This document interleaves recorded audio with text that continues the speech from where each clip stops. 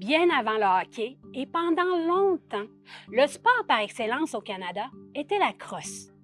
Mais pour les Wendat, c'est bien plus qu'un jeu. Pour eux, la crosse avait un aspect spirituel très important. C'était un jeu offert par le Créateur aux hommes pour les peuples des Maisons Longues, qui sont les Iroquois. Les matchs avaient lieu à la fin de l'hiver, dans les champs, avant qu'on y sème la courge, la fève et le maïs, aussi appelés les trois sœurs. La crosse pouvait servir de moyen diplomatique pour éviter des guerres. Le gagnant pouvait remporter ce qui avait été négocié. Étant donné l'aspect spirituel du jeu, pour les hommes, c'était un honneur d'y participer à leurs risques et périls. Et même si parfois ce sport était violent, les hommes ou les femmes médecines pouvaient prescrire une partie de crosse afin de guérir les malades. La crosse était très populaire pendant les années 1800 grâce aux Ganyenghaga de la région de Montréal. Les non-autochtones ont voulu créer des ligues et codifier le jeu. Bref, se l'approprier. L'aspect spirituel de la crosse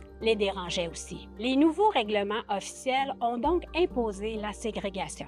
Les joueurs autochtones étaient bannis des équipes blanches et par la suite des championnats. Il y a eu du progrès depuis. À Wendake, il y a une équipe de crosse qui porte le nom Akegwashak, qui signifie la bande de guerriers.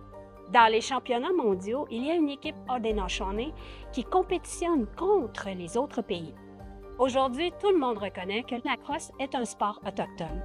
Mais il y a encore des défis à relever, comme de permettre à l'équipe Haudenosaunee de jouer aux Jeux olympiques de 2028 sous leur bannière.